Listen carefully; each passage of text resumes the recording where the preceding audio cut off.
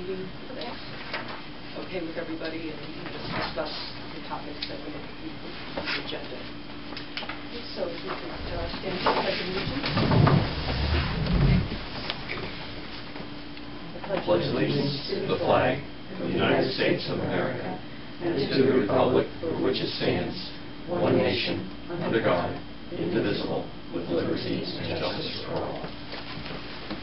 Thank you all for coming this evening. It's a terrible evening to be inside, as opposed to the last meeting, which was a terrible evening to be outside. So, let's take a recorder. I'll get it. You got it? It's in the file over there.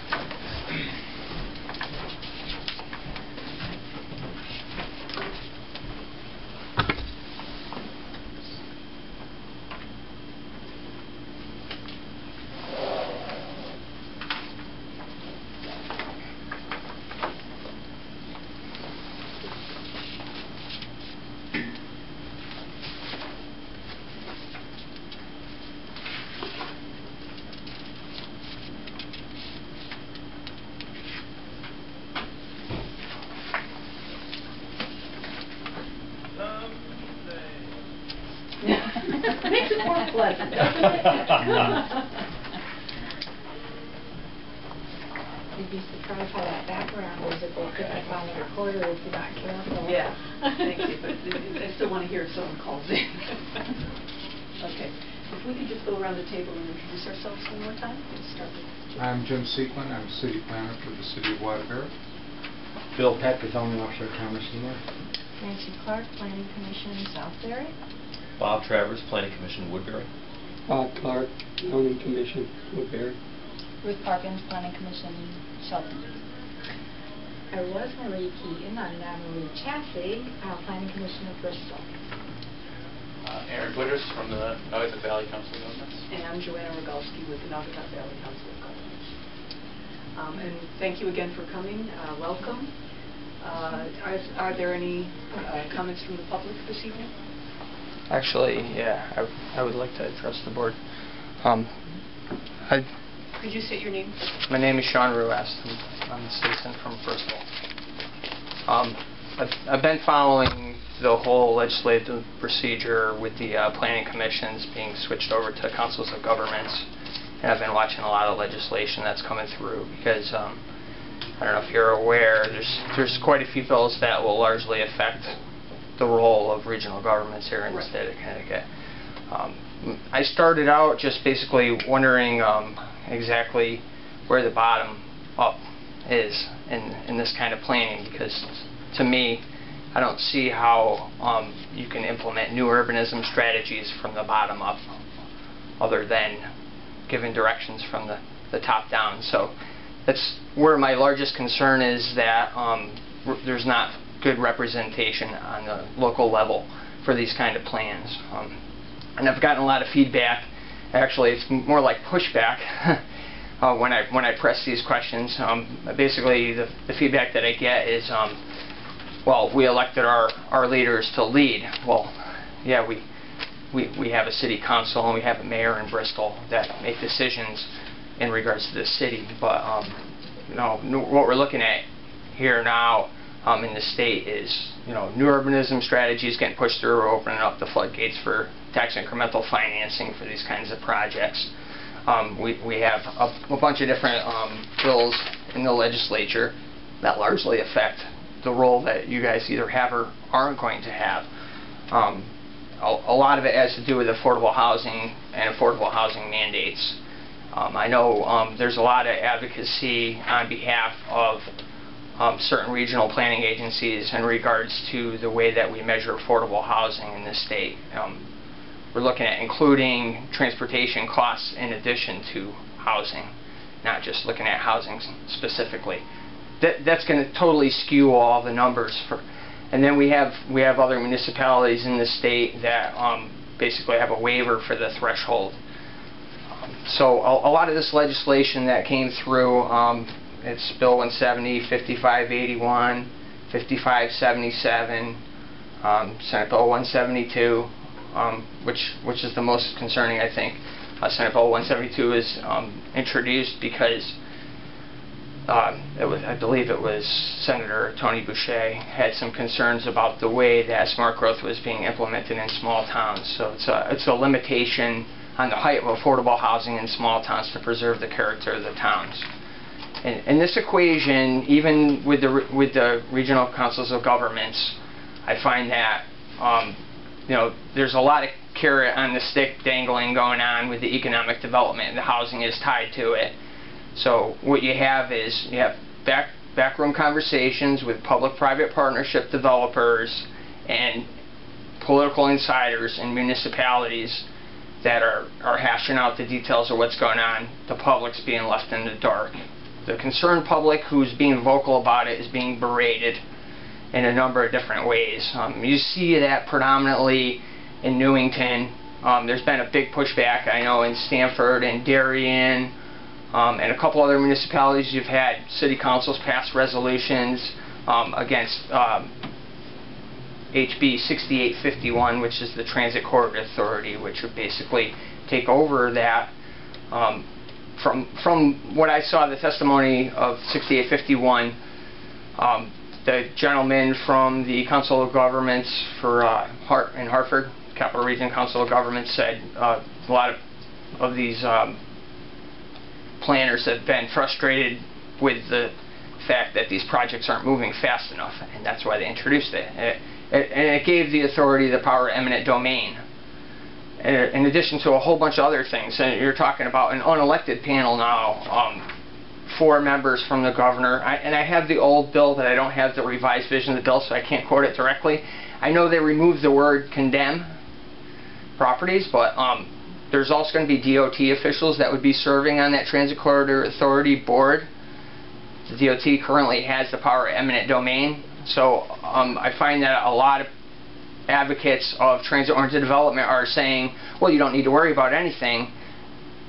They don't have the power of eminent domain, and your local officials are now going to have to say yes or no in regards to zoning controls. But upon digging a little further, I found out from another planner from one town, and I'm sorry, I can't quote which town it was, but he said the state would still retain the authority over the state-owned land, so they could build what they want on state-owned land.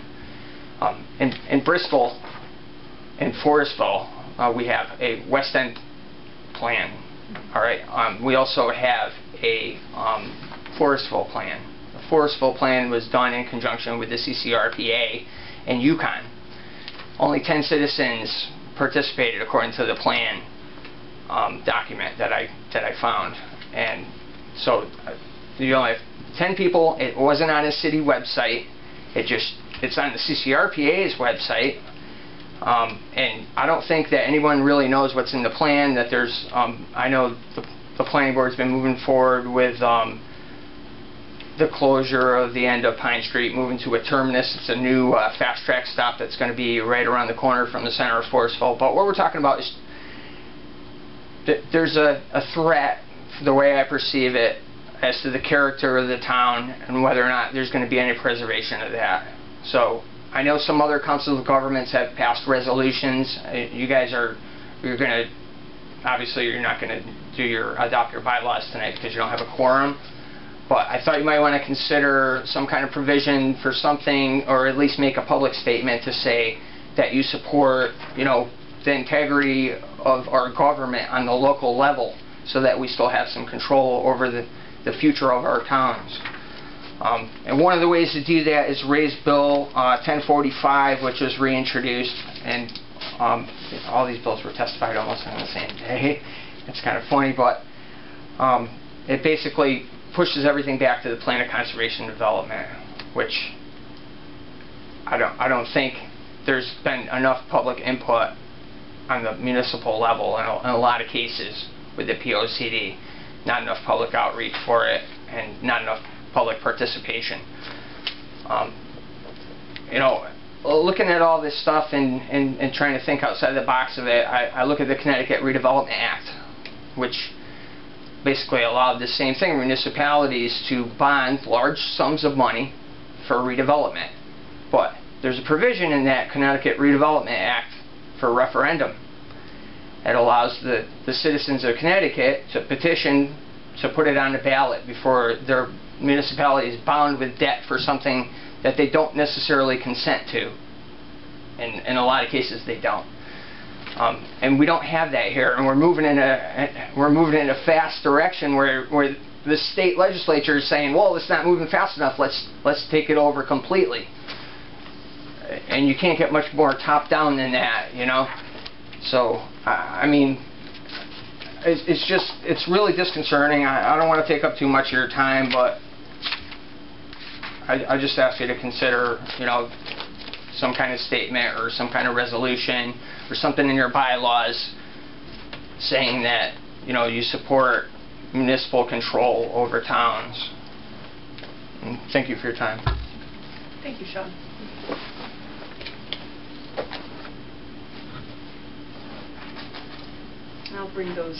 I'll bring your comments to my executive director, and I'll let him know what you said. Thank you. You can watch the video too. I'm sorry? And we can watch the video too, absolutely. Okay. As I said earlier, there isn't a quorum this evening. We need 10 people for 10 representatives for a quorum, so we're going to not make any motions this evening, not take any actions, but we will have discussion, which I hope will be beneficial to everyone at the table in some way. Just a question Sure. about that. Do 10 municipalities need to be represented when you say you need to have 10? For a quorum. So that would be 10 municipalities, not just necessarily Correct. 10 people. 10 municipalities. Right. If the representative, you borrow, is here, you cannot vote. Right. So, yeah. But I'm glad you're here. Thank you. Okay. Administrative items. We'll go to agenda item number 2. We can't do an approval of the meeting minutes, but did anyone in their review of the meeting minutes find any needs for changes or edits? I know I was receiving some emails a few months ago from people, so I made the corrections at that time to the draft. But I think I caught everything unless someone else has something. No, I didn't see anything.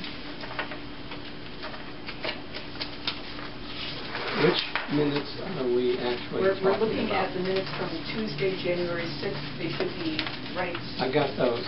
Okay. No, I have the, Yeah. I have the agenda. I thought I had that. It's the second, starting on the second page. Yeah. See, on the agenda page, it says approval of January 13th. Oh, dear God. I'm so sorry. You're right. Naturally. I apologize for that. And the word correspondence does not dance.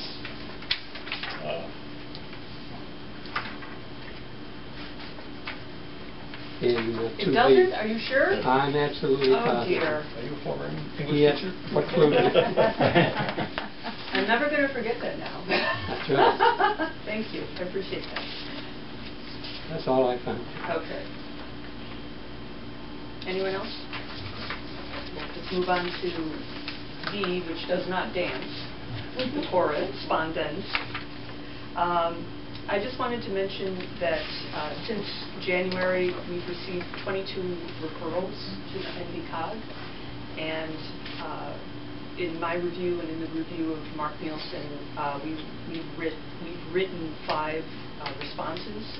The rest were no comments. We have been, and I realize we spoke about this, and we'll discuss this a little bit more in the procedures, about posting these on the web, but since we never had a follow-up conversation, I did not do that.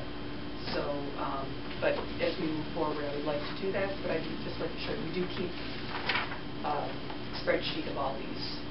So, they're not numbered at this point, but. Are the responses emailed to each town? The RPC members that the town applies to, yes, they were emailed to them. All the towns that it applies to. Right, but I can change that to be the whole RPC. Okay.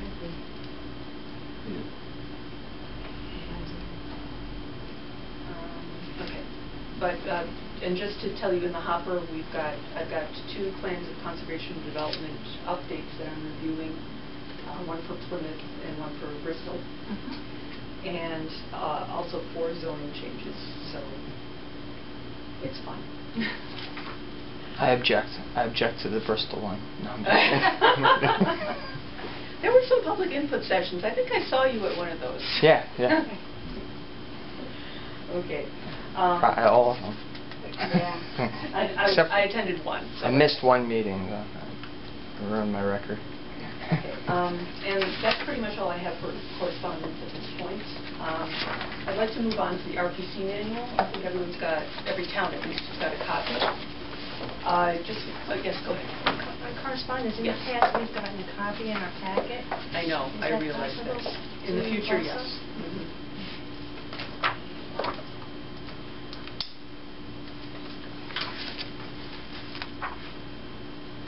A hard copy of all the reports? Well, whatever letters The have same come as you in. have Mhm. there. It's 1 page. This is, Two. right, well, this is just for the referrals that I've received, or that Yeah. NBCOG has received. So, and what the action was as far as Oh, okay. So just a comment or no spreadsheet. comment. Yeah. But I remember Sam had put that together as well, with all the different types of letters to the NBCOG regarding planning issues. I believe that was correct. That's correct. Okay.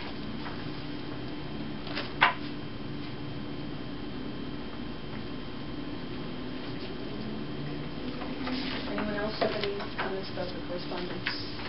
Yeah, I'm just curious. I think we sent something in, I was wondering where it was sitting. I'm sorry, that what? We sent in a couple of changes in zoning, and I was wondering where they were sitting.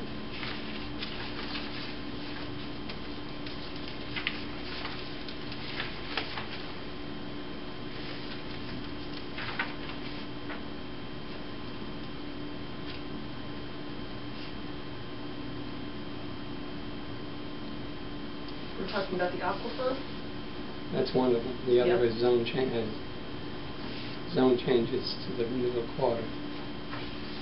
That was all in one referral. correct? Okay. Yep, yep. I still need to write that in. Okay. But I have it, yep. Those were the 2 changes we're talking about. Yes. Right. And anyone else? Okay. As far as the RPC manual, it's for you to add or subtract as you feel is necessary for you. There are just CDs in here with all of the plans, the 3 regional plans of conservation and development. When I say 3 regional, I'm talking about Valley Council of Governments, the former CoG CNV, the former CCRPA. We do not yet have a Naugatuck Valley Plan of Conservation and Development. That is, hopefully next year, we're going to start writing that. But as of now, we have 2 different plans of conservation and development that we're referring to. Could I bother you to ask a question? Yes. The transportation, I think it's a 5-year, is it a 5-year transportation? It doesn't include Bristol at all? Is it the older one? Or? The long-range transportation plans? No, that's the different document. I know that they're rewriting things to include Bristol. But I can look into that for you if you like. So I think it was posted like at the beginning of the year, but it doesn't have Bristol in there, so I was wondering. Do you remember where you saw it? On the website. On our website? Yeah, yeah.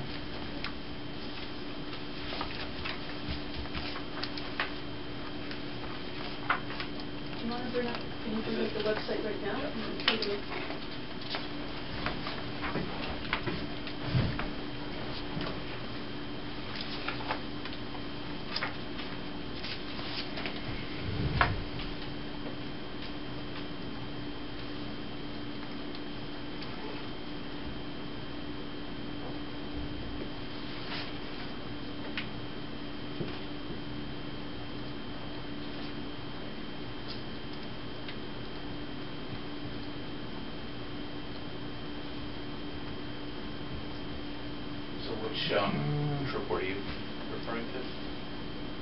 Yeah, long-range transportation, right in the top. Yeah. That's Valley.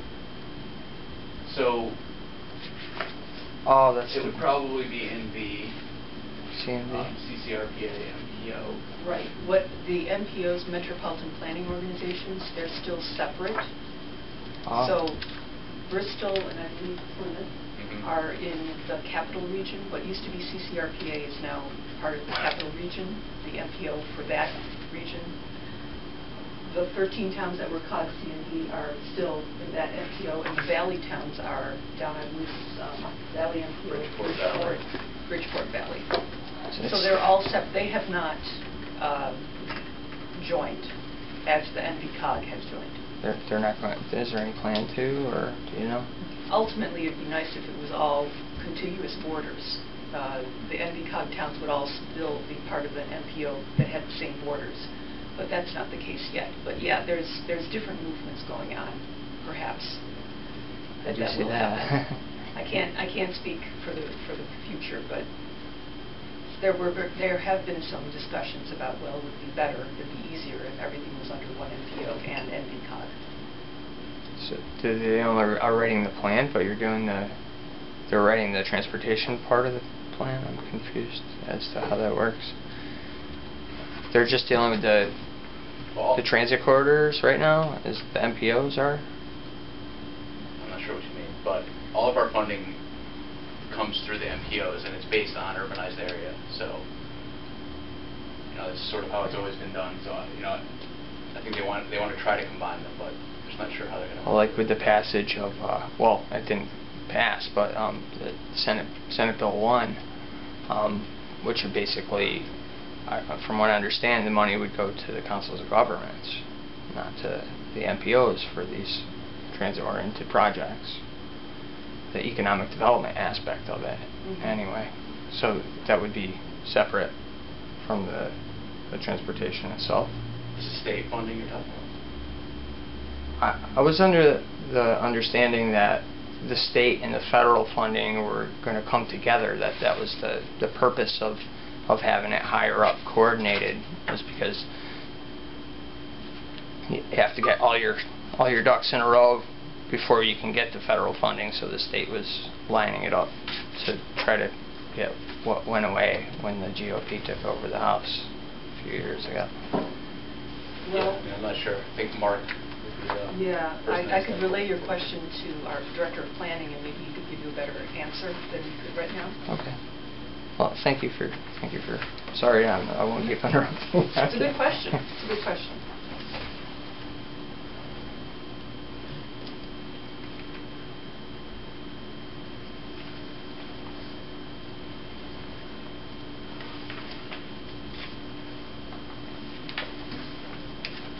So I'm going to have to update the roster for our Regional Planning Commission to Marie's new name. That's okay, but this is current as of yesterday, so that. The bylaws that pertain to the Regional Planning Commission are in here. They were the ones that were adopted by the council. Is there any push by the CoG to get the folks who haven't designated someone yet to designate them? I read the minutes of the last meeting, and although it was mentioned, nobody was sort of called out, if you will, for not having submitted a name, because you're just going to keep running into the same issue where you don't have a quorum if you don't have enough members. Right. So last week I was actually calling the 5 municipalities and talking with these CEOs directly, asking them, is there something we can do to help us along? A lot of them just need reminding, just something they didn't get to. And I also sent out emails with 3 easy steps how to do this. It's not hard. No, it isn't, but for whatever reason they haven't, and I'm hopeful. And I even told them, please have your representatives come to this meeting tonight. They don't have to be voting, but they can just join in the conversation, which is what a lot of this, I like to think that the Regional Planning Commission, that's what it's about. Right. So, as you can see, we didn't get anyone to come, but I'm hopeful. Hope springs eternal. So I just wanted you to know that, yes, I've been doing that. Do you guys have any other questions?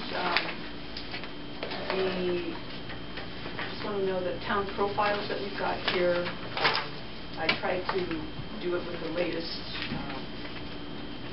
American Community Survey data and the latest census, Central Naugatuck data.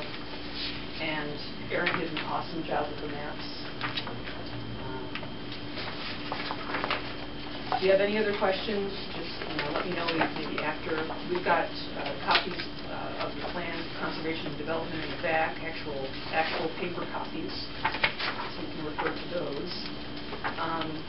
And when Virginia was putting this together, she thought it was important to have the minutes from the last few regional planning commission meetings as they were separate agencies before they became consolidated. So we've got some of that as well in the back. Also, under the referrals, and not all of you guys have the tabs, so I apologize for that, but also there was the referral processes for the 3 different agencies, how Naugatuck Valley, or Central Naugatuck Valley did it, Valley CoG, and CCRPA. So you can have a look at how they did it, what were their processes, and maybe you have some ideas of how to do it better this time around. So, does anyone have any other questions about the regional planning commission? Any comments? A lot of trees killed. No. Well, that's why I only gave you 1 per town. No alternates, no.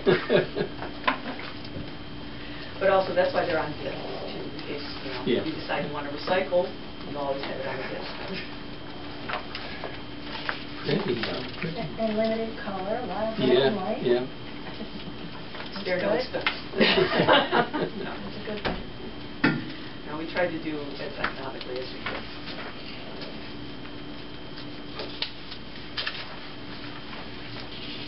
Okay, any other comments about the RPC? The manual, rather? No.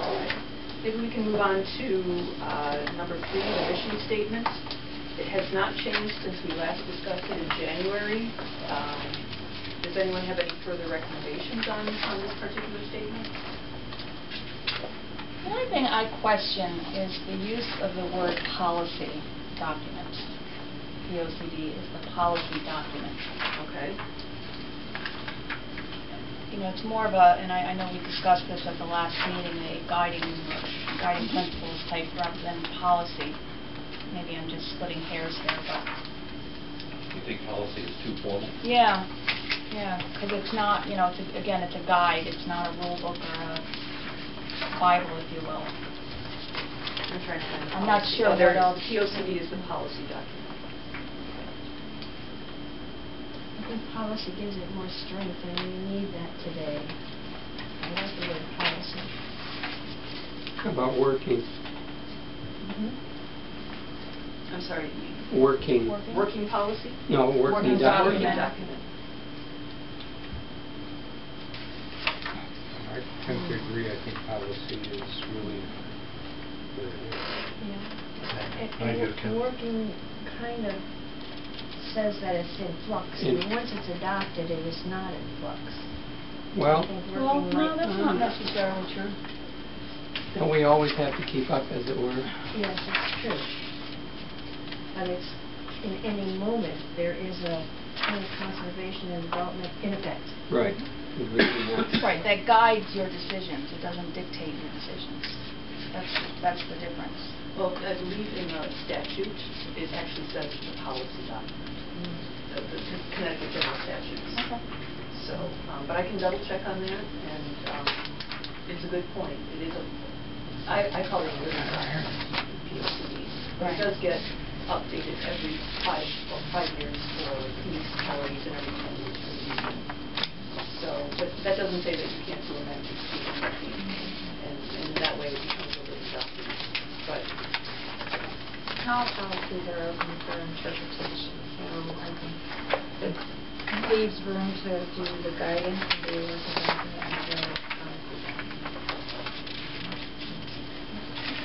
I'll bring those comments to my planning director and talk a little bit further about that pretty sure the Connecticut General Statute says it's supposed to be a policy document. And Mark Nielsen agreed that the POC is a guide and a framework, not a rigid document. It says, I said its policy doesn't have to be rigid. OCD can be adjusted and modified as needed. Page 3. Policies can be OCD. it says, it shall be a statement of policies, goals, and standards. Oh, thank you. I think there you go, you've got the, He's got it. the general Part statute. of it, I've got. Yeah, thank you. You're welcome. Sorry, I didn't know. State statute says policy. Yeah, he's got a copy of the state statute. Part of it, it's an excerpt from it, from our POCD in Bristol. It says, plan shall, according to General Statute 8-23, shall be a statement of policies, goals, and standards of the physical and economic development of the municipality. So it's not just policy, standards, and goals as well. Just a question, does the regional plan follow the same definition as the local plans? The regional plan is more general. 823 is for municipalities, Right. not regions. Regions is a different section. So it might say something different. That's true. Good catch. So why don't we look that up and have it ready for the next meeting?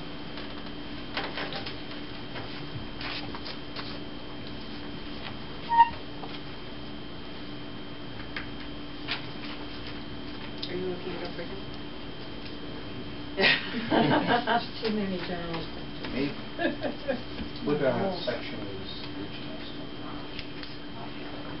I don't know the region.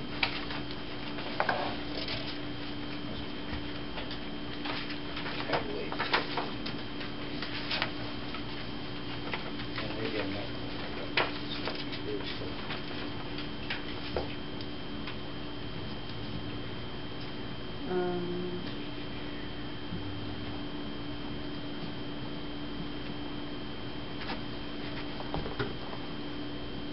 It does say local POCDs are more detailed, regional more general, and state even more general. Review of procedural agreements, this was 8-35. Okay, that's just good.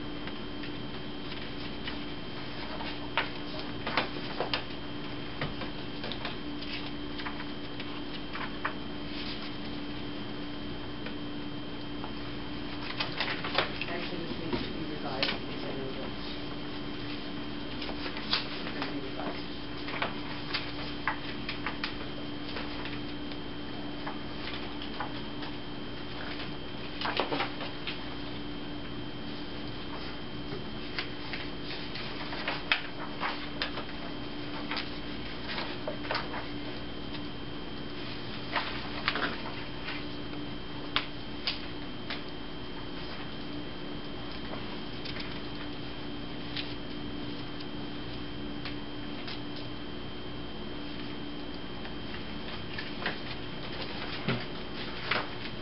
The 835A plus. Okay. Can you try 835 in? 835A.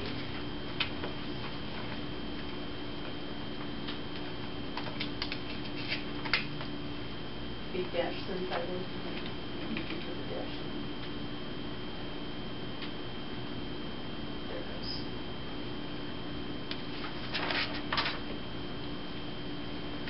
Regional plan of conservation and development. I got it on my phone.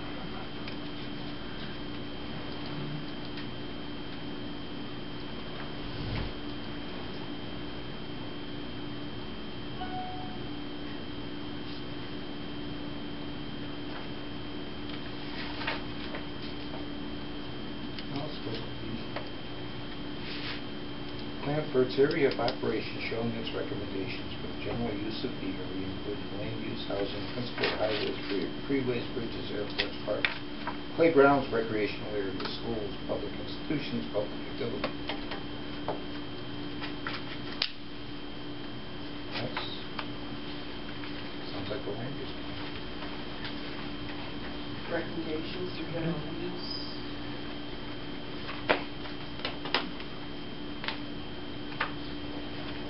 Where's where's the language that says that we need to be in compliance with the state, the municipalities need to be in compliance with the state plan? Again, I'm not sure about the And vice versa. municipal ones. I mean, the regional ones. Yeah, right. The municipal ones, we simply have to identify areas Says where that we're not. regional plan.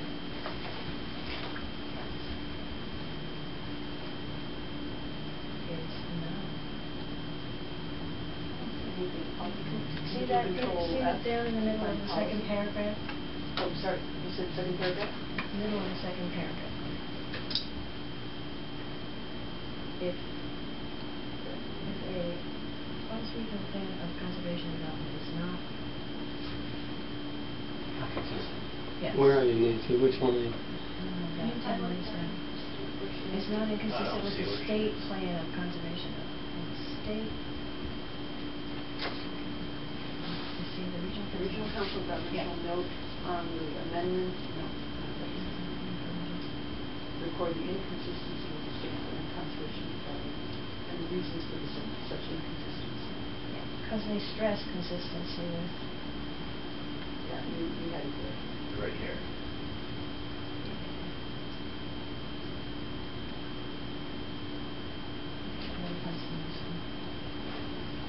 Yeah, it's similar. You just have to identify them and say what.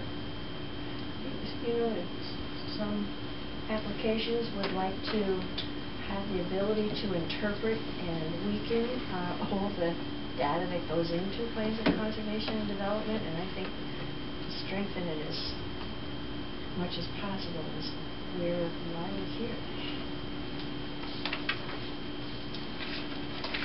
That's all tied into, if you read just before, that's tied into a review. Into the plan. process.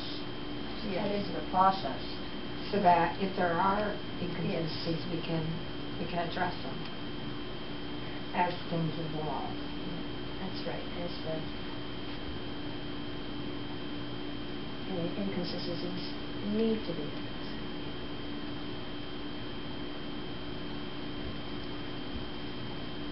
What's that section? 8-35A. Can you do a control F to see how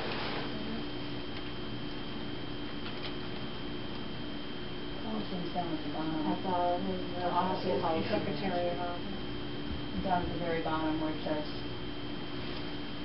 the regional council of governments shall have adopted a policy governing such systems. Governing the system, so again, that's the process, not the Right. POCD. Right. That's a good point. Good balance. Okay. I don't think you can create a policy at this table that can be enforceable to the local municipalities. The local municipalities need to maintain that sense of local government, so this is, again, a guide to assist in a regional planning effort. Okay. You can bring your comments in.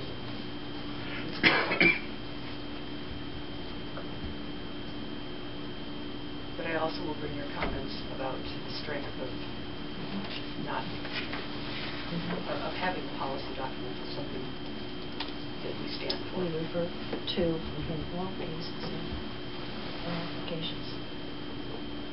Are we still looking at July 1st for the update of the POCD? Or is that wishful thinking? It's on Next page week. 3. It's the first question. What is the timeline for the RPs? Yep. POCD? Well, the municipal POCDs, they want to avoid not being chosen for discretionary funding, need to have their updates done by July 1, 2015. Okay.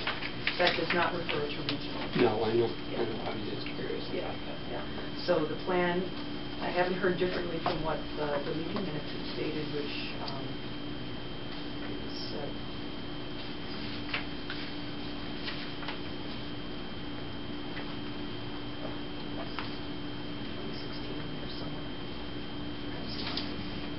for the regional. It's in the third paragraph, last Yeah. sentence. 2016. There it is.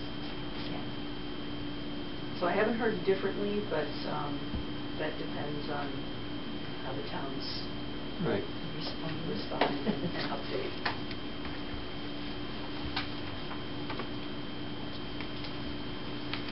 Okay, so I'm going to bring that comment, and we'll bring it also. I'm not averse to using the word. I just question. It's a great, I it's a just great question discussion. It's a great discussion. So we'll bring that discussion forward to our next meeting, and hopefully we'll have a quorum that we can actually vote on what we want to say in our mission statement.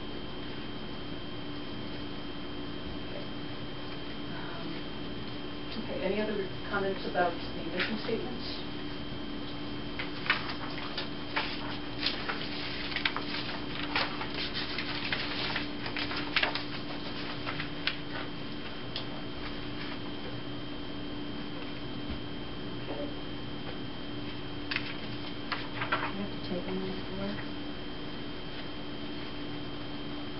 Well, there's no more discussion, so we're going to take one.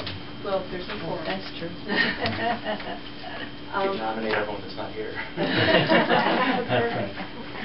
And I believe, Bob, you were part of the nominating committee? Right. And Nancy, you were also part of the nominating. Contacted, but I was not part of it. Oh, okay. Ken and, Ken, I know Ken was talking to me a little bit about that, about Kathy Sherman. right. Okay. Is there anyone at the table who's interested? Ken already reached out to me, and I've already told him I'd be interested. We haven't spoken about which office yet. Okay. No, I'm good. Got a lot of great ideas. I'm too new around the regional aspect to jump in head first. Okay. Well, I think we'll think otherwise sometime soon. Anyone else? Jim, I know you wanted to. I suggest we respond in a typical way and appoint somebody who's not here. Well, I know Ken's not going to do it, so. Ken Seppi? He doesn't want to run for any office this time around. He wants to give someone else a chance. Bill, how about you? I'm on 7 boards right now. Yeah, that's right. That's right.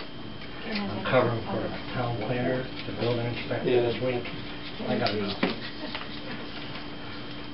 Okay. I think that somebody from the other group should be included. I mean, if we leave it this way, it's the old group again, the top. Well, we've got Marie. That would be a nice addition. I was maybe, I want to say Yalman. His last name is Yalman. And Sonia. Okay, I yeah. think the nominating committee has it. Joe. So at that point, I don't think he was appointed, was he? That he No, was but he waiting to has be been, appointed? we've got all the letter from the CEO and everything, so he's definitely a member of our RPC. So the nominating committee already has sort of a plan. That they were going to present. Yeah, and I Next guess, meeting. Yeah, right. Always the next meeting, yes. how many officers are there? I believe there's 3. There's Okay, secretary, chairperson, vice chair, chair, and secretary. Okay, Yes. it's the,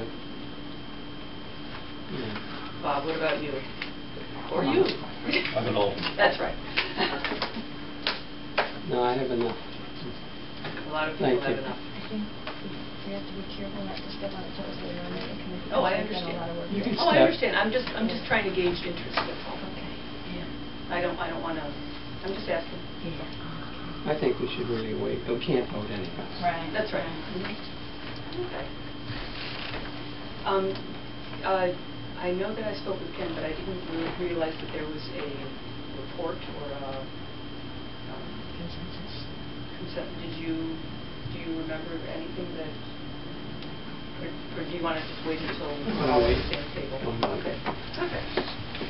All right. So we'll move on to item number 5. If that's all right with everyone. As I spoke earlier, the bylaws have been adopted for me in the February council meeting, and that's all good to go. As far as our office, the server, we had some difficulty converting server over, so between all of our different groups. So now I believe we're okay. So far, so good. It's a nightmare. Well, is Sure. the mission statement part of the bylaws? I mean, has that already been adopted? No. Oh, okay. No, that's still a draft. Yes, that's still a draft. What else can I tell you? We are in the process, we being NV CoG, is in the process of hiring people for 4 new positions. One is a transportation planner. Another one is a regional/environmental planner. A municipal services manager, and a transportation engineer. So we're starting, tomorrow we're starting the interviews. I believe that's for municipal services. We've got a few lined up for the regional planner. I think transportation planner we did or did not. I think there's one. One for transportation planner. If you know of any qualified people, we'd love to hear, give us a ring or have that person contact us or visit our website for more details on how to apply. So we're looking for quality people. Especially engineers. Yeah. Yeah. Isn't everybody an engineer? Engineer your life, right? Okay. That's about all I have for consolidation. We're physically in the same space. The Derby office is still maintained, I believe, once in a while by Jan, the previous administrative assistant. But otherwise, it's being rented out, I believe. The Trans District is having their temporary home there right now. But our executive director is here, all of the planners and administrative staff is here. So, okay, going on to number 6, procedures for referrals. As per our last January meeting, I'm just going to summarize what I believe I understood, and I know it's in the minutes as well. As I showed you earlier, I'm tracking the administrative assistant's tracking by spreadsheet, what gets in, what's the comment. When we get the referral, we send a postcard or an email acknowledging the receipt, and that's all the town needs to do as far as their statutory requirements. And again, I review it, the Director of Planning reviews it, see if there's comment required or not required. And in the future, I'd like to, again, send copies, before I actually send the letter out, the response letter out, I'd like to send everyone on the RPC a chance to take a look at it and make their own comments. And then after that, send a response to the town. And after that, even, in some way, post it on the internet to show what's been decided on in that sense. Does anyone have any comments or ideas other than that? Well, I'll make my comment Sure. again. Yeah. If you have a substantive comment, you really need to send someone to the public hearing. I mean, if you just give what the standard thing, oh, this is a performance book, or it does not conflict with, that doesn't matter. But if you have anything of substance, Send someone to the public hearing. yeah.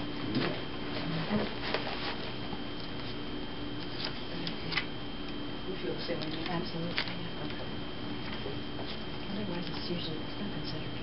What percentage of these referrals actually prompt a substantive comment? If you have any feeling for that. So I had 22 since January, and I've actually written 5. There are 4 that I know I need to, actually 4 zoning changes and 2 plans of conservation and development. So let's say 6, 11, let's say almost 50% with substantive comments. Okay. A lot of them are coming from new towns for us, Trumbull for one, with zoning changes, or Hamden. Anyways, but again, we're going by if it's a subdivision, needs comment within 500 feet of the town boundary. If a zoning change, if there are some parcels that will be affected that are within the 500 feet, we need to comment on that as well. But yeah, so I would say about 50% of this one. Anyone else? Okay, so obviously we can't do any kind of voting on that, but I'm going to try to implement this going forward.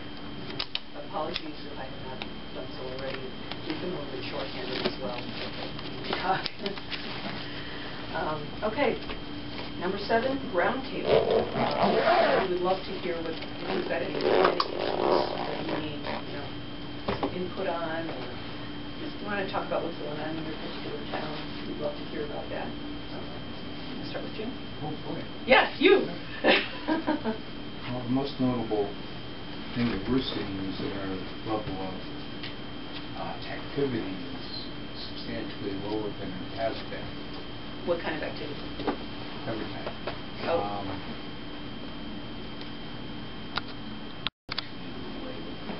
Require special permits for grocery beer permits. We're catching up on that, but the legislature says we can't require them anymore. There's a bill that would say you can't require it for a non-conforming use. That's the question: what if it's really a permitted use? But they've been selling beer before, it's not really, I guess it's not conforming anyway. Take that away, take away the car repair, and it really hasn't been a whole lot. Decks, pools, that sort of stuff that we normally see. Maybe it's the long winter and all of a sudden the quick summer. Normally we're flooded with people who want to build decks and pools, and not really a whole heck of a lot. More enforcement than anything else. Everybody's cranky. The sun came out, they come out. Yeah. I know, that guy that does my zoning enforcement has got a little snow dance, but gave up about it midway through April. He was doing good. Anything else? No, that's fine. Bill? So one thing we're looking into, we still want to see what's happening with the train station. There's been talk for a few years about consolidating and moving Seymour's train station to a larger area. You're talking about that Haynes property. Haynes property. That developed all that property between Beacon Falls and Seymour, the road. The state's been working on it now, I believe, for 11 years. Halfway there, right? Yeah. They're building a rotary instead. They're changing the rotary because they don't like the direction of it. Okay. So, I mean, there's a lot of projects in the state for Seymour, but nothing seems to be moving. Just hope they're redoing Route 67, widening that. And they said 188, they were changing the rotary. They're putting a wall around to make it higher, which, to my mind, I said, why would you have a wall for a rotary to run into? Right now it's low and we just go across the grass. Those are things we're looking at. Like I said, everything's been slow until this week. You want to get busy, just have your building inspector go on vacation and your administration assistant and your town planner get in the hospital. It's been a zoo. Oh. I'll do it all with the planner in the hospital. Oh yeah, I mean, I had lines out till almost 7 o'clock last night waiting for decks, pools, air conditioning generators. Wow.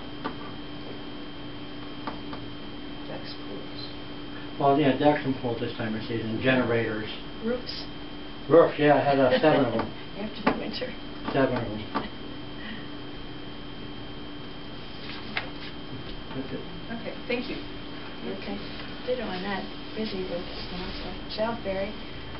They did break ground for our Aplex Theater, which is going to, it's near exit 14 next to the post office. They expect to open it in late fall. Our medical building, we have a 40,000 plus square foot medical building right near at exit 15, and we approved a second medical building, exactly the same square footage. And we can't announce a tenant yet, but it looks like that's going forward. Okay. Is that about the original? No, it's across the parking lot. Okay. The farmer's market will open June, whatever's the Thursday, 17th or 18th in Southbury on Thursdays from 2 to 6. The zone change for a crematorium passed. That was one that I commented on. Yes, yes.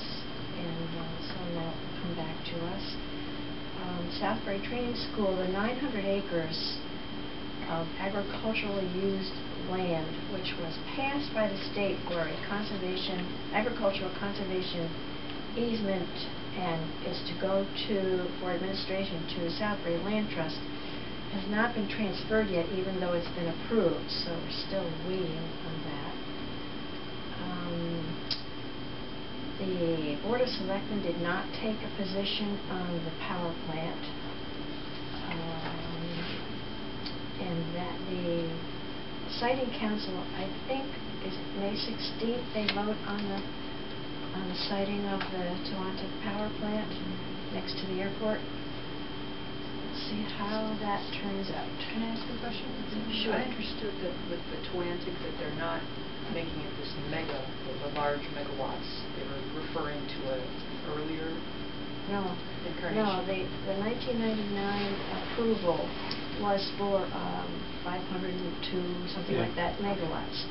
No, this is, based on that approval, this is kind of an amended, it's 800 and... Yeah, that's right. I thought they were not going to go forward with the 800, but they were just going to go forward with the 5. The proposal is for the 800. It's still for the 800. It is. It is. Yeah, and our concern, of course, in Southbury is the water usage. The water comes from Southbury.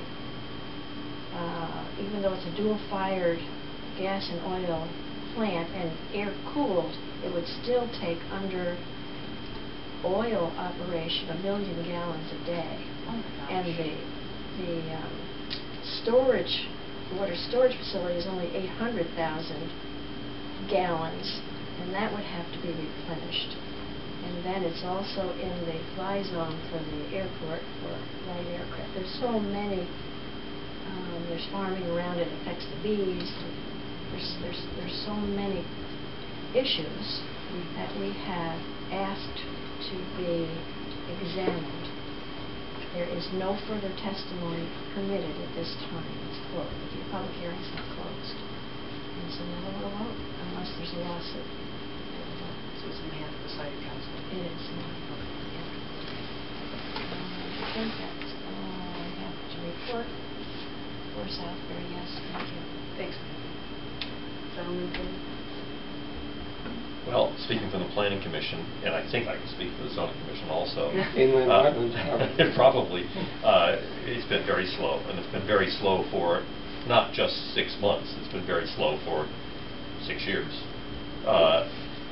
in terms of requests for subdivisions.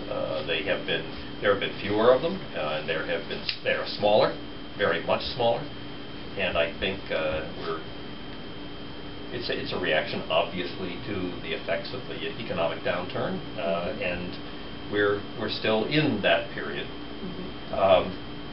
We are looking at an effort to enact some of the features that were called for in our current plan of conservation and development, so that's an ongoing procedure. I have another issue that I think I think we know what we're going to do, but let me describe this issue and see if there's any feedback from anybody at the table. I'd be interested in this. The Planning Commission in Woodbury functions as the Woodbury Water Pollution Control Authority. And the reason for having a Water Pollution Control Authority in a place like Woodbury is so that it's possible to have community septic systems for example, housing apartment complexes, and anything else for that matter that would require a community septic system larger than a single-family house. There was an application submitted to the town of Middlebury for a community septic system on property overlooking Lake Quassapog. This goes back several years. It involved construction of a community septic system, more than half of which is in the town of Woodbury. An application never came to the town of Woodbury for this, for the approval of this. DEEP approved the application anyway. We found out about it very much after the fact. I think this issue may have been drawn to your attention. Talk to Kathy. Kathy, yes. About it. Yes. We think, and I don't need to go into details, we think we know how we're going to handle this, but this is uncharted waters. because there is an absolute requirement that the town be involved, and it didn't happen, and it got approval anyway. So I just would be interested if there's any reaction from anybody, if anybody has ever heard of something that clearly flies absolutely in the face of established procedure, and probably reflects a violation of state statute. And yet there we are. And of course, Woodbury's concern is we had no part in acting upon the request for approval of the septic system or approving the design of the septic system, yet conceivably at some point in the future, Woodbury might, and it's not definite because these are uncharted legal waters as I understand it, Woodbury might be called upon to provide some partial financial responsibility for repair or replacement of the community system. And does Woodbury benefit from this septic system?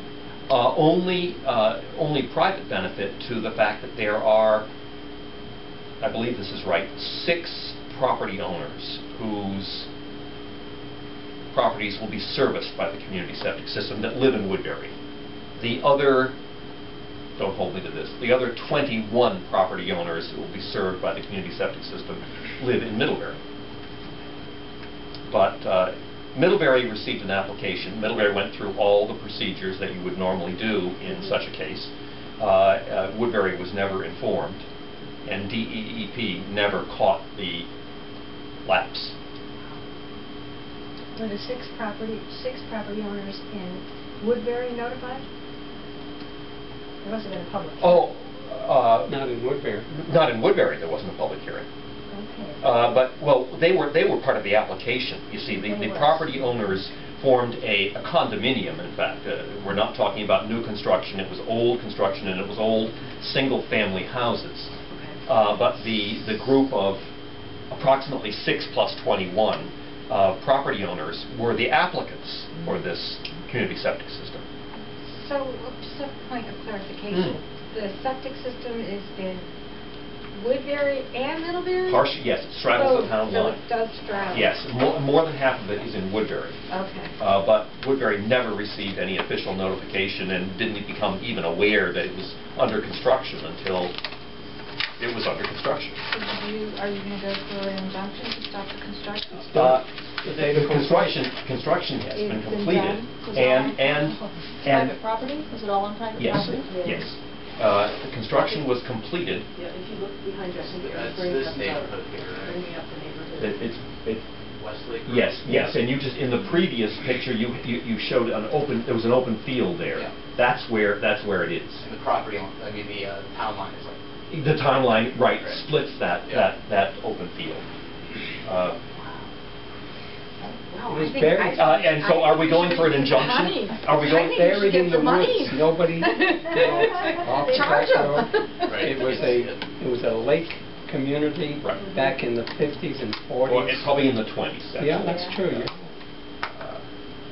So you ask, are we going to go for It's already done. You can't. Yeah, right. But no, we are probably not going to engage in any legal issues at this time because of the cost.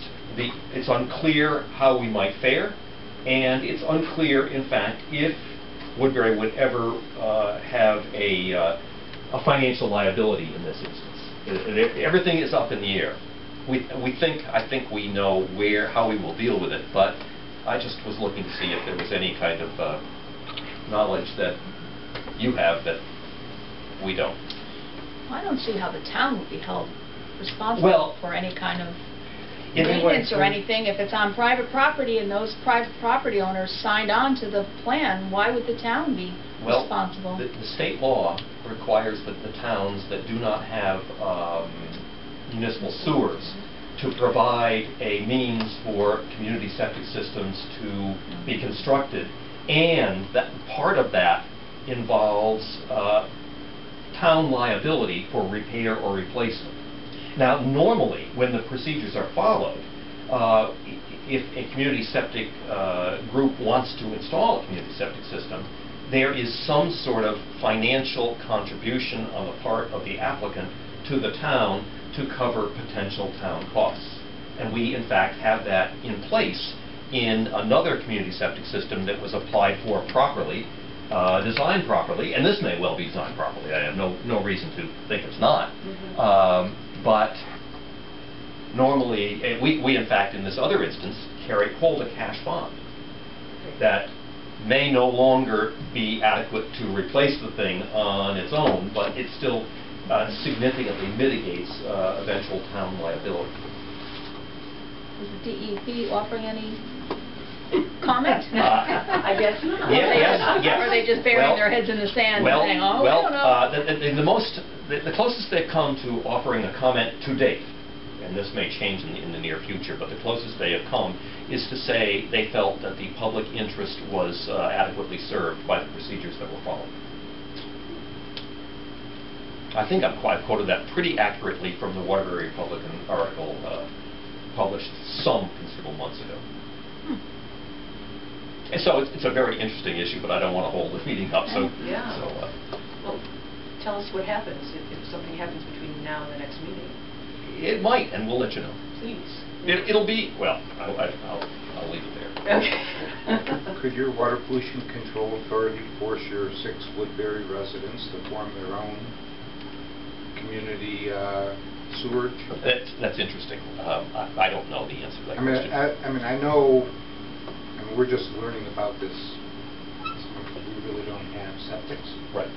But if you have 2 residential units that are connected into a common sewer that connects into a municipal sewer, the town is required to notify them that they have to register with DEP as a community sewerage facility. I don't know if that would apply in your case. And truthfully, everybody thought the community sewerage stuff was just septic, but it's not. So you might have something there. Could be. I mean, if they set up their own thing and had their own sinking funds to deal with their own financial liabilities.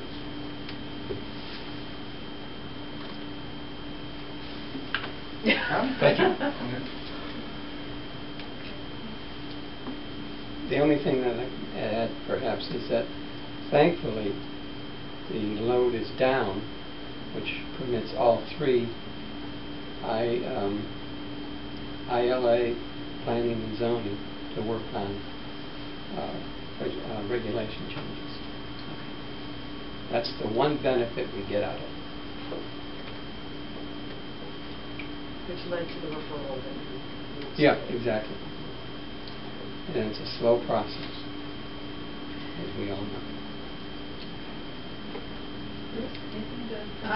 We're very busy down in Shelton. We're extremely busy down in Shelton. We've got housing developments being proposed. Apartments are very hot market for apartments. We've got downtown redevelopment going on. Good news is we had a chromium process plant that we finally gotten approval to get demolished. It was on the historic because of the age of it, but the Connecticut Historic Preservation has determined that as long as everything's documented, that there's no redeeming value to the building, if you will. So that'll make way for some definite improvements down on that end of Canal Street. We've got a couple of projects that are in public hearing right now. Naturally, I can't speak about those, but we do have an apartment an apartment complex going up on Bridgeport Avenue, high-end apartments, which seems to be the hot market right now. But we also have a cluster housing project going in on Bridgeport Avenue as well. We just did wasn't a subdivision. They wanted to, they could have done a subdivision on the property. It's over near the intermediate school on Perry Hill Road, but chose to do a POCD, I'm sorry, POD, thank you.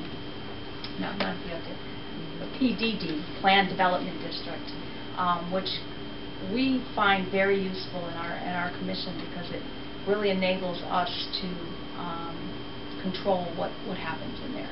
We can dictate how many bedrooms the house is going to have, Whereas with just a subdivision, they could put in 5-bedroom houses. Not that anybody's building those kind of things anymore, but in terms of those larger developments, when you start having 4 bedrooms, you know there's lots of children, so you just kind of have to weigh off the tax situation to what increase in services that you're going to have to provide. So we continue to just really grow. I'm glad to hear that. Really.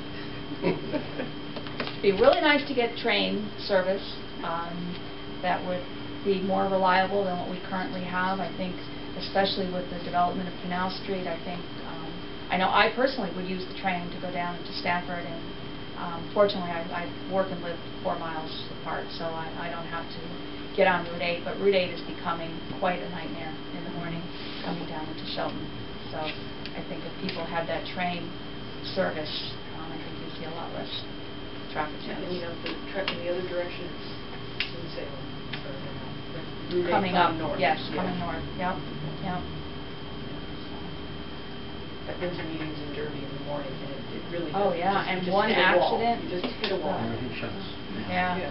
And there is an accident. I mean, there's been 3 fatalities in the past month on Route 8. It's just, and that's actually both ways, north and southbound, because people just fly. It's not the way the highway's designed. Just people just on their cell phones. I mean, when they just run off the road and run into a tree at 70 miles an hour, they were doing something they shouldn't have been doing, like texting or something like that. And that really is pretty rough.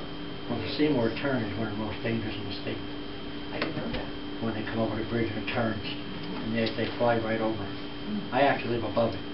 So I get to see, I can look out my back door. I mean, it's unbelievable how, like I said, you fly. That bridge, huh? That's where they all get backed up. Once they hit Seymour, and they get an accident there, shut down.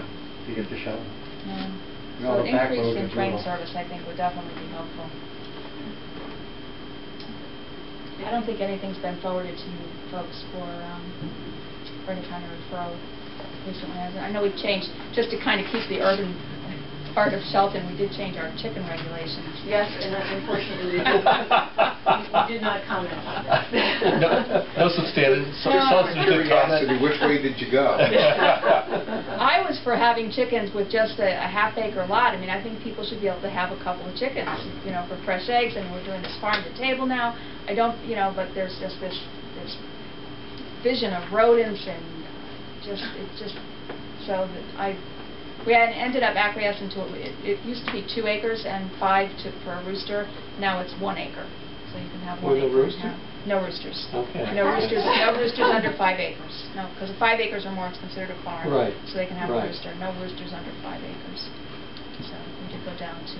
That's on our list, because in regulations, by right, you can have a rooster wherever you want, and we've had complaints, but I think we're finally going to get rid of it. We really encourage the public to come out and tell us what they wanted, but I think so many people actually have chickens that they were afraid of being told they couldn't have. Yeah. Chicken and goats. I know that for a fact. I know a lot of people said, I didn't want to come because they have chickens, and What are the rules in Waterbury? Waterbury, we consider livestock and poultry, you need an acre. Now, we have a lot of 50-foot lots. Yeah, my former neighbors. And we've had quite heated battles with over chickens. But you do have to have an acre. We treat it like it's livestock, basically. And do you limit how many chickens you can have on the acre? You would be limited by the amount of size, because there's all these other restrictions that Setbacks effectively and say you're going to need more than an acre because the coops and stuff have to be 25 feet from every property line. And the north pile has to be 100 feet from the property line. Because on a small lot, you can't get the stench. Right. But our ZBA was concerned that people would just keep coming to them for variances. That's what we do. If we made it smaller. 5 chickens are allowed. Yeah. I don't like that That's for the what ours ZBA. is. And it's up to my You're open. discretion. See? It's not. It's up to the owner. But you don't have very many quarter-acre lots either, right? True. I did perform a wedding ceremony a couple of weeks ago and I got paid in eggs. Nothing better than fresh How many eggs. I eggs don't per have wedding? chickens, I'm in a condo, but. Just eggs. You gotta increase your price. In our town, that's $4. Well, I don't know what the regulations are in Bristol, and I live on 7 acres. I just never thought of asking, but I need to raise chickens. So I can't comment on that from a Bristol standpoint. But so Bristol is right in the middle of updating our POCD. We actually have a public hearing June 3rd, and so we'll be able to adopt it at our June meeting, and we'll be all set for July 1st. So I'm happy about that. I think we did a really good job. While we may not have an outpouring of the public, but we outreached to the public many times, had some good representation. Would we like to see more? Absolutely. But it's a dry topic sometimes, and people have other things to do. As I've learned what gets referred over to this entity, I don't know much about zoning and what they have to refer to, so from that aspect I know we've made some recommendations for some zoning changes, but I think those are more core to the municipality and may not even have to come here. Like I said, those are things I still have to learn. Other big topics in Bristol, very slow, subdivisions are slow. We had just a few add-ons for some companies that were expanding. Otherwise, it's dried up also, and even our downtown area, which is a real, been in the news for Bristol for quite some time, needing to be redeveloped, that is going slower than molasses also, from the standpoint of where they are and where they're stepping back. So, not a lot. I think Sean said it easy. The Forestville Village, the whole intersection, the transportation area for Bristol, I think is going to be a hot topic coming forward, and how we fare into the whole transit, Connecticut transit, and everything from a Bristol standpoint. And even bringing it down to this side and connecting it to Waterbury and anything coming out of Waterbury, I think would be crucial for Bristol. You talking about public transit? Yep.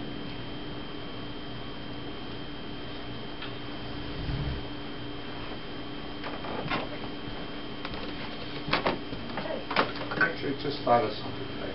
Sure, absolutely. Just sort of interesting in the region.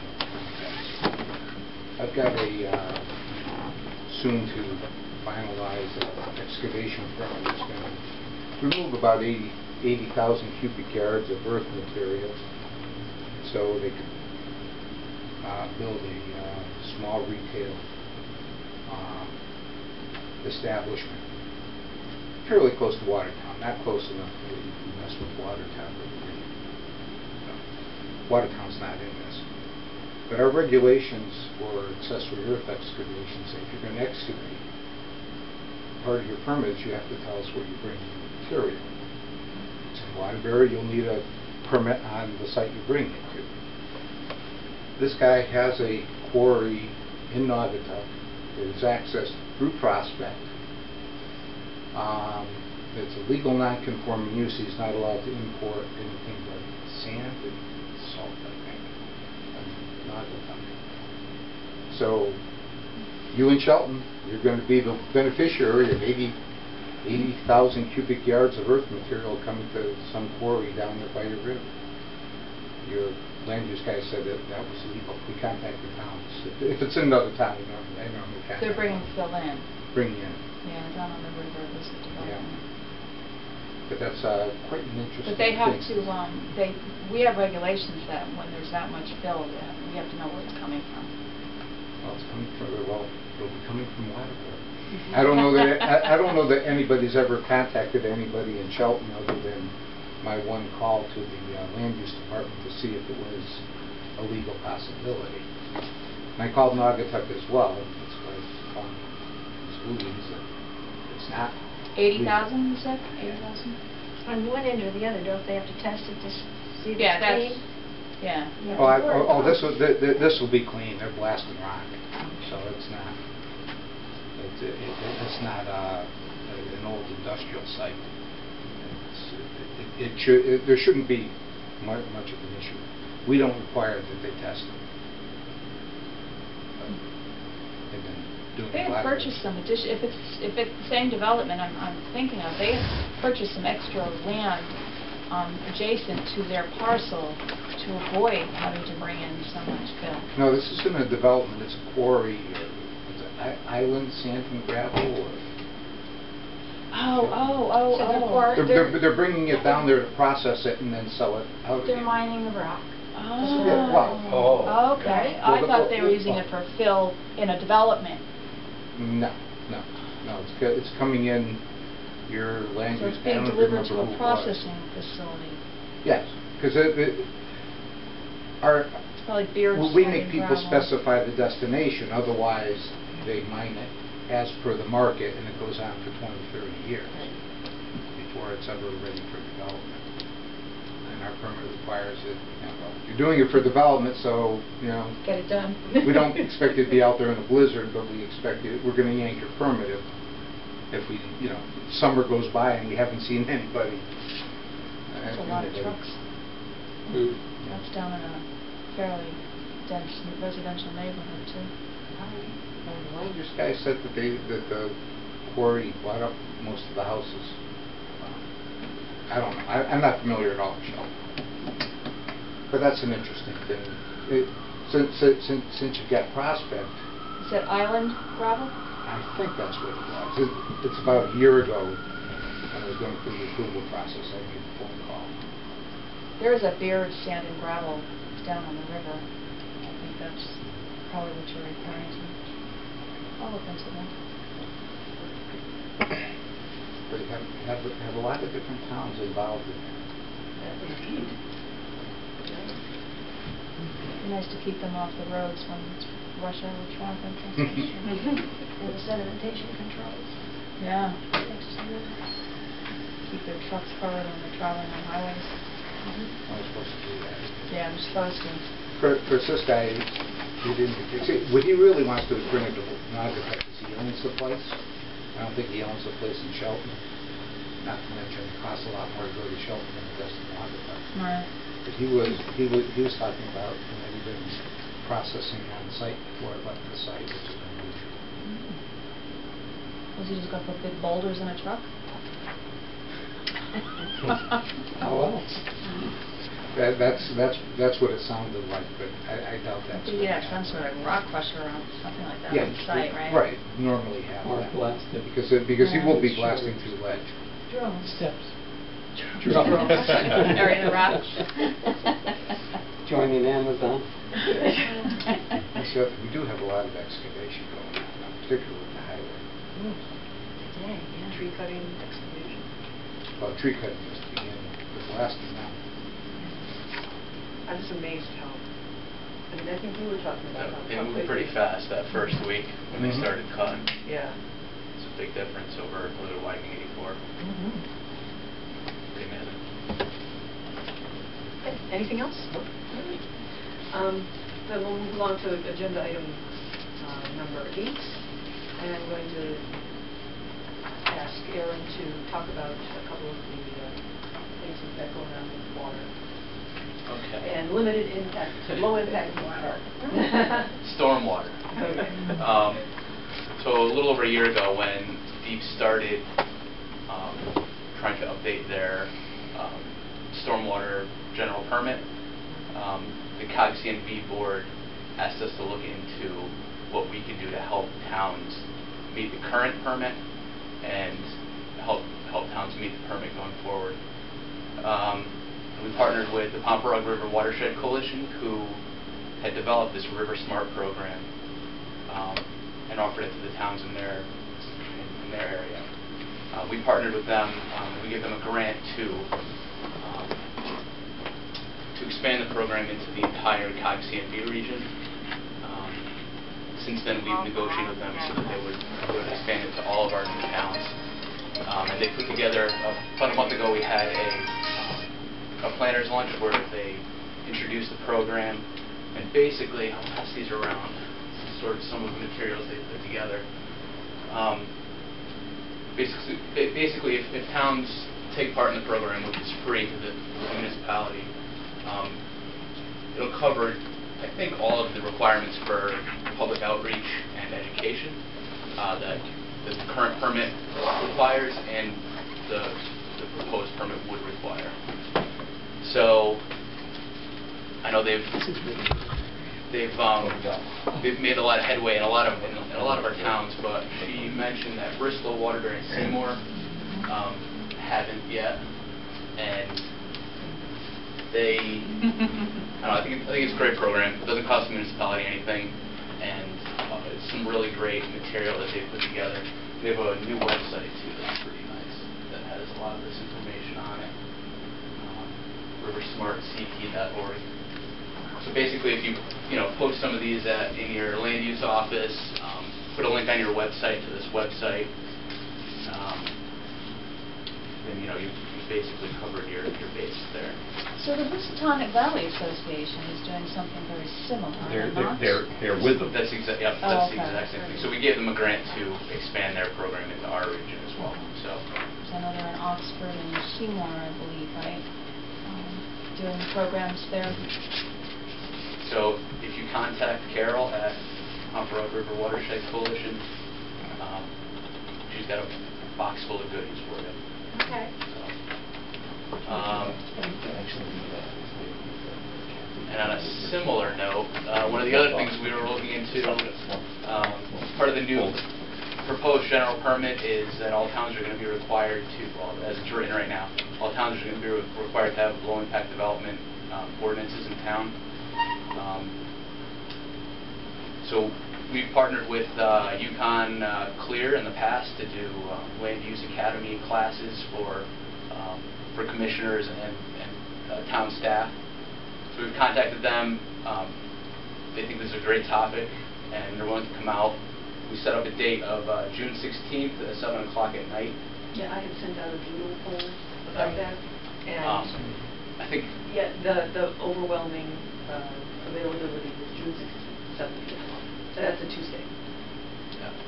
So I think we'll probably discuss, and it's sort of, if you guys have something you want them to discuss, they're open to changing their curriculum, right? But Where is it again? Well, we wanted to ask you guys what would be. We're thinking about a central location. I think in the past it's been in the middle area. Yeah, the last 3 land use academies we did at Middlebury Library is sort of pretty central. If anybody has any other suggestions, let us know. We're thinking maybe even if the Waterbury Public Library. I'm not sure what their AV check. is. I mean, if you want us to check for a room in Waterbury, we could do that. Probably be more likely to be in the Veterans Memorial Hall, City Hall. Evening meeting? Yes. Yeah. Evening meeting. How's the parking? There's a parking lot for the library, for the same parking you'd have for the library. What about Crosby? It seems to me that we had one at Crosby, one. I could try to make arrangements for that as well. And really, any of the schools, we've used those in the past too. I don't want the community college or Yukon's Waterbury campus. That might be a good one, That's a actually. good idea. They tend to have more parking and Yeah. in the garage. I've been to the Watertown Fire Department. They've got a wonderful large space and they've got the AV equipment as well. So I was going to put that on the table as well. But I think the Yukon is What about the parking? Because most of Yukon don't make classes. That's a good point too. Oh no, you got plenty of parking. That's what I think. You have to get the park. As long as there's not a big show at the Palace, you're okay. Yes, Yeah. that's right. Because So this is a it's- land use forum? Is that, I didn't get a, would you say a doodle invite or something? Yeah, maybe I didn't. Well, no, I tried to send it to the same list that I sent the agendas to. Yeah, So okay. perhaps, I I don't never know, see it. for I whatever think I reason. even answered it. One of the things I did on my You computer. did answer that, yes, you did. I actually redid all my computers. Yeah, I think I sometimes saw it, but I don't it's- think I answered. I think there were Well, only. shame on you. I think I saw only 4 or 5 responses. Yes, and I say, when I say overwhelmingly, it really, all those 4, June 16th. 100%. 100%, June 16th. Yes, I think they'll sort of discuss sort of the best practices, go over good ordinances versus bad ordinances. I guess, Do you have a copy of that manual? No, I had to return it. You had to return it. And we're hoping to have some handouts. So, yeah, and this is a free class, free workshop. I think about 4 years ago or so, I went to something like this with UConn, with the parking lots, how to drain off the parking lots. Yep. And did you find it helpful? It was very good, gave us a lot of good input, Yeah. especially with shopping centers. We don't have any buildings up. Right. Yeah, no, we're very interested. I thought we went, I went up to Middlebury, from Middletown. We had to go up to. Yeah, so UConn, they used to do really centralized classes, and now they're trying to work with COGs to come out and put them on. So as long as we get a decent turnout, it won't cost anybody anything. So. Well, then we have to tell our first selectmen and mayors to make sure they go. Well, We have to start getting input from our elected officials to make sure they're on these boards, they show up. Who would be ideal to have come from your town? well, would be? anyone who's involved with land use issues, who's involved with, like yourselves, in decision making. And staff, right? Yeah. Staff, town planners. Whoever And then you wetland. think would Public benefit Works from it. people. Yeah. So what's the penalty if you don't little impact development? Wet noodle matches. So currently, the MS4 general permit compliance is like less than 50% in the state. I'm surprised that high. And there's really no repercussions, but going forward, they're going to try to, you know. We just thought it was a good topic, regardless if Yeah. MS4 moves forward. So. Sure. I mean, if we're saying like the one I went to, very interesting. UConn did a great job. Yeah, they do. It kept you right up to listen to the whole meeting. Yeah. How quickly are you going to get out, sign up for it? As soon as we find a room, Okay. hopefully by next week. And the notice will go to these members or to the town officials or who's? We'll go as much as we can. Good. We'll advertise as much as we can. It's presented by Concord River Watershed Coalition or the No, it'd be HDA? by UConn Clear, You can clear. Okay. Center for Land Use Education. All the more appropriate then. Yeah, actually, they could probably set it up for us too. There you go, AV equipment, everything. Right. Exactly. Send an intern to the hotel. Okay. Did you want to talk about the Greenway study a little bit? The other sort of exciting thing that we're putting together right now is an economic study of the Naugatuck River Greenway, trying to get some idea of the economic impact that building the Greenway will have in areas that hasn't yet been built. We've gotten 2 grants from one from the Valley Community Foundation and one from the Connecticut Community Foundation to start this process. We're putting together a statewide survey, a trail user survey, that we're going to distribute to other trail user groups and try to get some statewide data back to use in an economic study. And we'll be doing that this summer. It's starting to come together. We're So again. hopefully by the next meeting, this meeting will have some numbers. Tell you guys about that. So I think it'll help for even towns that don't have a section of Naugatuck River Greenway. It'll help with trail development as well. So. Yeah, I know Seymour's got a really nice, right near the bypass. Well, little park. Yeah, we have a problem with having the Greenway Trail because the property is a cemetery. Right. And it's all residential. The other side of the river is a 75-foot drop straight down. Yeah. So. Yes, Seymour's going to be the toughest. Connecting Ansonia to Seymour, that's the difficult. Going from Seymour to Beacon Falls, but that's all part of train station with the state and Haynes Brothers holding all that. But that little park that you're creating. Oh, the little Broad Street Park, yeah. That is very nice. Well, in a couple of weeks when you drive down Seymour, you're going to see an 80-foot flagpole in the park. With a 6 feet by 12-foot flag. I'll see if I'm showing. One of the construction companies was so nice to donate $30,000 to install it. Nice. They're going to try to put a radio antenna on it? Yeah, it's funny because when we cut all the trees down to clear, because it looks over Route 8, Friends Park looks over Route 8. We used to have a flag there with a shorter one. Yeah. And one of the people from town hall said, we could put a tower here. I said, no, you can't. I said, Friends Park is like our town green. Yeah, I said, no. I said, I worked hard to get this park there. I'm chairman of park. I've been working 10 years doing this. Maybe my flagpole won't.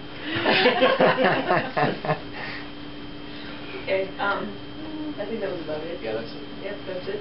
And I want to get you guys out of here before 9.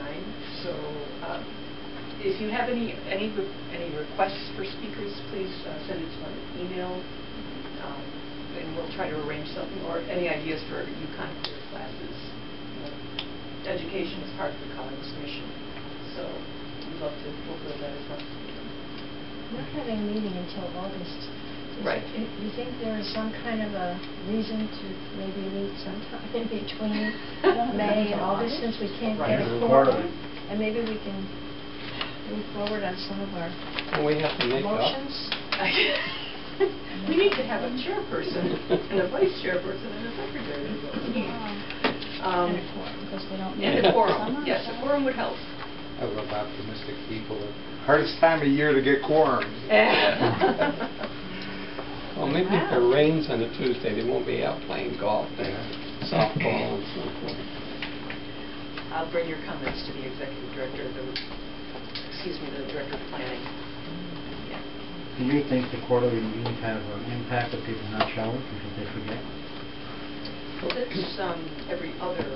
Because I mean, Yeah. when I was in Derby, we were there every month, and we Right. basically had a meeting. Obviously, there was only a few of us, we didn't need that many. Right, there was 4 people. But yeah, it was nice. We had lunch, we got dinner. We had it at 5:30. Okay, so let's promote refreshments. That's how we get the Public Works group together, is we have donuts and coffee. From Brooklyn Baking Donuts. Yeah. So is that a request for our next meeting? No donuts.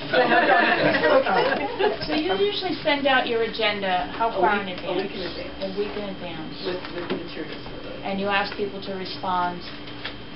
Will they be by Friday? But we obviously wait until. The last few times when I canceled, it was Monday that I waited. Yeah. So usually you send out reminders, I mean, you contact me personally once I'm coming. Yeah, I'd like to suggest that too, but I know that puts another burden on our staff yeah. to have I to mean, do there's that. many You know, I mean, people. we are all adults here, and we get a message. You know, we should respond accordingly, right?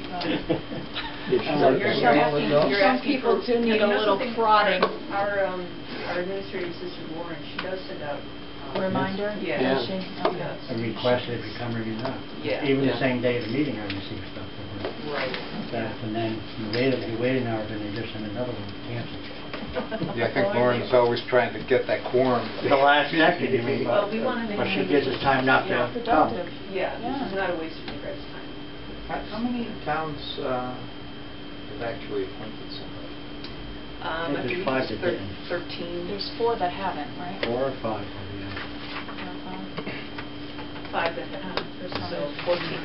So you need how many? 4 10. towns? 4 or 10? 5. And that would do it. You're going to have a hard time because But we've got alternates as well for each of those towns. Well, actually, we don't, not for each town. No, Oh, take that back. No, So there is somebody for how many? There are people, the town is, if they would like to have an alternate, they can appoint an alternate. as well. 14. Right. So there's 14. Yeah, I'm just saying if Yeah. it's possible to get 14, or it's possible to get 14 towns represented tonight, whether it's an alternate or not. Well, all we needed was 10 for a quorum. Yeah, Right. yeah, it'd be Right. nice that, Better 14. I mean, nice to have Even if 14, they but join us 10. via conference call, it'd Yeah. be wonderful too. No, I'm just trying to figure out how many. Well, we had 5 representatives that absolutely said we're not coming, so they did respond. 8 of you that did say that you would attend. I think something happened with Yalman that could not attend, but I mean that pretty much, that's 13 that responded, and out of 14 that have been appointed. So hopefully this will change in the near future. If you send a letter to the first selectman, mayor, and the chairman of I the board was of telling planning you and zoning earlier, commission. I did some phone calls to the CEOs last week, and I sent them also emails with steps for what they need to do. 3 easy steps. So easy to me, but maybe not so easy to them. Well, I mean, most of them get involved in everything else they got going on, so Right. unless they're wanting, that's why I said maybe send it also to the chairman of Planning and Zoning Commission. Right, that's To make sure that, you know, they're a little more apt to move forward. good point. Good point. Okay, I will adjourn this meeting. You don't need to make a motion. So thank you for attending.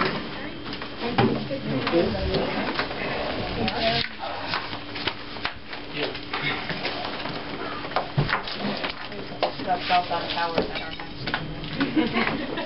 Stressing it to look like trees. Oh my God, they put one on every corner in Shelton. Well, don't worry about it. You have absolutely no authority over a tower. Exactly. Except when they're roof mounted. But now there's a way to get around it.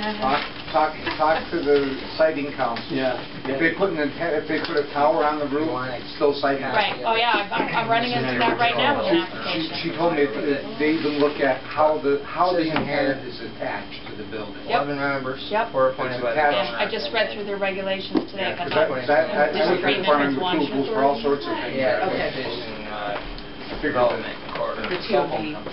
Transit corridor. Oh, yeah, sure. But see, your They want to chief put them up. elected official Don't would forget only that, serve as they an know ad when hoc you're member, non-voting. That That hasn't changed. Exactly, exactly. All they did was What they're getting in return? they changed the language here. Well, I hope you enjoy your The whole At least is still in there, but over here, they took out the... Well, I'm sure it's going to be going out as condemned soon as it's property. coming in. So. Yeah, but you're going to bring it in and process it. It's going to be. The oldest fire engine we I had. understood that they Coach O's been up there $3,000 there. excavating again. Is that your understanding as well? Yeah, I heard that. Years now. Doing development as he goes down, but this isn't Coach O's. This is going to do all acts and things necessary So is this done like carry over out a the period of purposes years, of... or is this done like? Well, this is brand new. Write that down. Coach O's been up You there, can take well, that copy. he did a major excavation before he started. This is not the newest version of the bill, though, They but rewrote our but yeah, zoning it is, regulations, so no one it could is excavate something, anywhere, which was a little bit of a problem, except it was missing for some reason for a while. They had to go to the strictly development applied, it section probably of couldn't build a single CDG, family which house, they, because you couldn't. I forget who Right, it just is. needed so much. Review maybe? So That was boosting it up a under, little yeah, bit. you'd have to look under committee. No, we're trying to documents or something avoid like that, the and then quarry. there was- And Coach O's But now you wrapping can just up type now. in the I think bill he's been number, going and for it'll bring it, So they to just the strictly, regular they action excavate landing and page, do and holes in you the can mountain click on sides and then they. not they just excavate Coach O's, it. no. I don't know why they waited like a month to do it. Places that he It was like 2 excavated, weeks, and I'm it's already been why is the bill developed. not on the regular website? What are you trying to hide? This was like Yeah. snuck through anyway. I mean, this was put through as I part wonder of now we're the governor's requiring budget. to have When it's restructuring of geotechnical, government, we you know? actually changed So our that was regulations. a big reason why a lot of You people ever were been so around the back concerned of about that? it. But Yeah. It's a real mess. memorandum Rocks of will fall down, they get memorandum of agreement, I don't There's see techniques that really they could've as done to- retaining any local control to, because, yeah, your municipality, like I said, they're mitigate gonna, that, let's but take once care you of build the building, your that development, rules out a your lot of the municipality. Right. It's not like it's gonna go to a referendum or anything in your town, you know? Yeah, we They're had gonna this sign on the the road agreement, that they, the and then developer didn't do test pits. say you live right next door to where the building is saying it starts going up. Where do you go? Side fell down. You're not gonna go to your regular town. That's what he wanted. And use the Board of We still Appeals live on Highview Street. to fight it, you know? you have Oh, to- Russo was right Russo, behind it. yeah. And that was, I just don't think I that's mean, they're still going. proper way to handle it. You know, I I think think, he's- I think already taken away a little bit That's an actual. with the regional quarry. planning That's an as actual it is, commercial you know, because a But he lot of has- the he has decision plans making for is done, industrial. like I said, behind closed doors. I'll tell you, and that was agreement great. with We public-private forced this, partnerships. yes. But it doesn't We come to forced light them in to the come community. In the community, you get, to get the permit. oh, we're gonna redevelop, it's gonna be nice. Well, it's public we're gonna hearing. have This and This is, that, I but get you along don't with know all my any neighbors. details. I send them fruit Don't find out the I send them land. fruit You're baskets. on the hook Oh, was he? for Yeah. $12 million or $40 Well, million so or the guy whatever. goes and says, I send them all And fruit what do baskets. you do at that point? Vinny is a character. I mean, he's a real character, but he's honest. This is just I will say that, he's makes honest. it, brings it, He doesn't pulls lie it to you. more He in just that tells you, direction. Get out of You here. understand what I'm saying? He, Yeah. There was a woman who said, Yeah. I didn't get any food basket, because she lived like I know. 2 streets over. I know, like from a I said, oh, well, what's your, standpoint, it just public seems like hearing. I'm concerned about something What's your, that what's your be name and concerned address? about in We'll a make lot sure of you ways. get on I mean, food. I just think He that used to No, send us you're a member of the chocolates public, every you're concerned Christmas. with what you're Yes, concerned that's what he with. does. It's Well, not except for for us to judge chocolate, that, yeah. you know. I'm glad He you came stopped that forward. once that hearing happened. Oh, did he really? As long as he's not saying. He was not happy to hear it. Yeah. I have no problem with him I just don't understand why He's trying to people get don't see later. don't You wanted see it that Saturday, way, you know? you wanted to Well, operate what on would you- Saturdays what and would like, later in the day. What would be your proposals for making things better? I'm at work on mine, but. Like a referendum provision, Is there a way like to the get to Connecticut that parking lot Redevelopment without Act, I walking think all the way around the would building? Yeah. at least I'm not sure. give the public, it's not a requirement to have a referendum, but it is a state statute where if your city says we're going to use this, you have X amount of days to gather your signatures so that you can bring it to referendum, so that Right. if your town really doesn't want this, they have a chance to say no. Okay. I don't know in the city of Bristol how many people are really for new urbanism in the downtown and in Forestville, and how many aren't. I know that there are people that are for it and there are people that are against it, but most people don't know. They don't know what's going on. Mhm. And that's the very concerning part. If you're going to have representative government, everyone has to know exactly what's going on. But everything's like being done on the low, and all the way down to this bill, you know? I mean, I can see your concern. for a year and a half, I've been watching the State Bonding Commission, what they're putting out